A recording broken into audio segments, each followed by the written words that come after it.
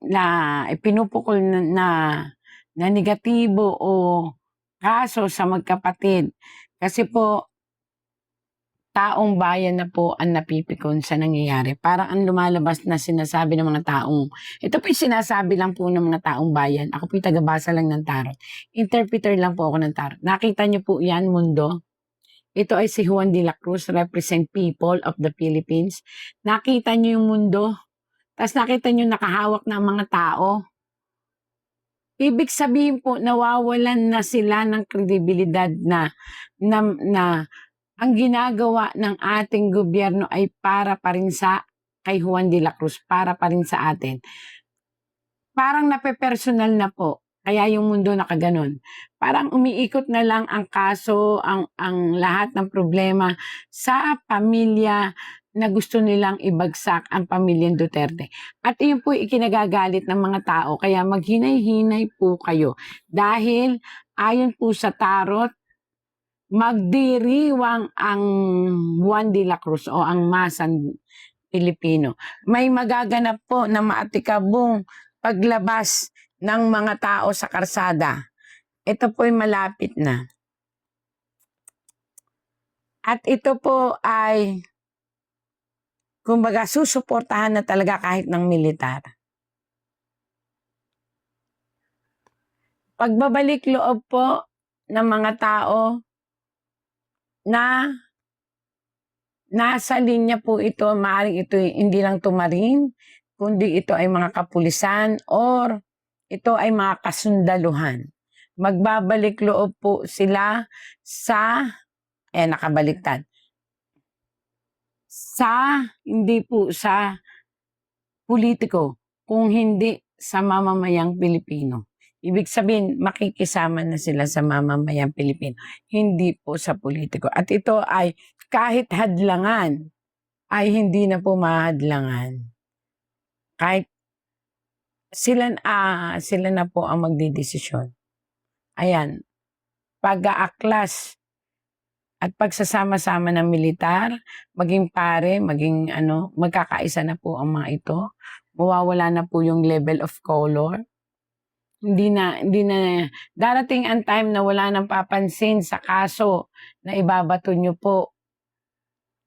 At ang hahanapin na lang ng ibabato nyo doon sa kay Pulong at kay Sara Duterte. Yan po yung nakalagay dito. Ayan po. Kung hindi, ang huhustisyahin na lang ng taong bayan ay matanggal at babalik ang issue sa korupsyon. Naku, talagang ang mga tao po ay sa korupsyon talaga. Korupsyon na talaga ipalalabas nila. At may isang babae, hindi to ang vice president natin ha. Kasi isang babae na pinipilit na talian, inang bayan po to. Hindi po ito pertain kay Sara Duterte o kay Mulong. Ito'y inang bayan na pinipilit na talian o siguro piringan upang wag makita ang katotohanan, braso na itinali upang hindi makagalaw.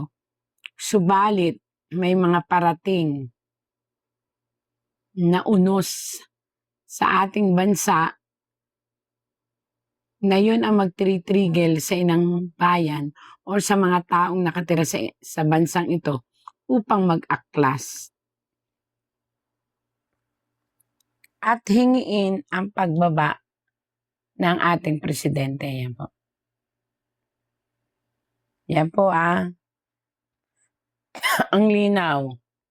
Ang inang bayan po ay maiipit sa mga kung ano-anong kagipitan, ekonomiya, maiipit sa lahat ng, maaaring sa gera rin, maiipit sa pamamarang ekonomiya at sa pamamaraang tuluyang tumaas ang lahat at mawala ng pag-asa ang Pilipino. At may isisingit pa doon ang nakikita na pagmamanipulate na hindi na tungkol sa gobyerno natin, kung hindi kung paano pabagsakin ang isang pamilya. At doon mapipiko na ang Pilipino at magsasama-sama. At maaaring hilingin ang pagbaba ng pinakamataas na namumuno sa kapuluan. Yan po. Yan ha, hindi ako nag-ano. Yan. Kita nyo, nasirang tower.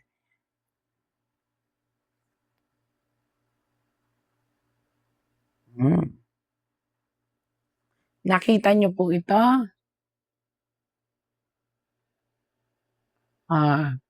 Ibig sabihin, Sir Mulong, laban lang po. At tulad ng sinabi ko po, kayo ay susunod sa yabag o yabak or footstep of your father. It's either you or Ma'am Sara Duterte ang tatangkilikin muli ng mga Pilipino. At nakakatuwa po kasi itinutuloy nyo ang legacy ng inyong ama. Kaya lang ang daming nyo talagang distractor. Gusto nilang i-distract ang lahat ng ginagawa nyo. Wag po. Tuloy-tuloy lang po at makikilala muli ang Davao na pinaka-peaceful na lugar. Kahit may gumagalaw na mga tao na gusto kayong pabagsakin, wag po kayong susuko.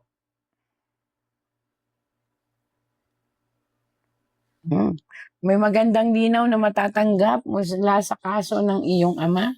Hindi ko alam kung ano ito, pero may maganda pong matatanggap mula sa kaso, magandang resulta mula sa kaso ng inyong ama. Hantayin po natin kung ano to kasi nakangiti ang lahat.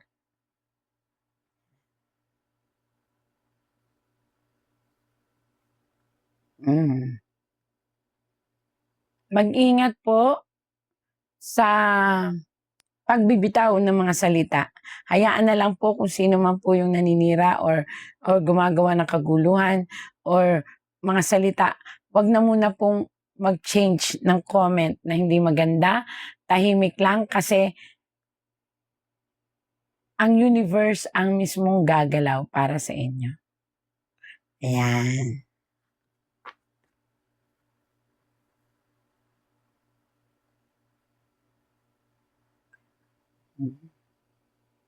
Muli at muli, mamahalin kayo ng buong mundo, ang pamilya nyo. Just keep on doing good things po. Dahil meron po ako ditong nakita na kayo'y ipuproklama o bibigyan kayo ng award kasi may magandang mangyayari sa inyong hinahawakan. Yan.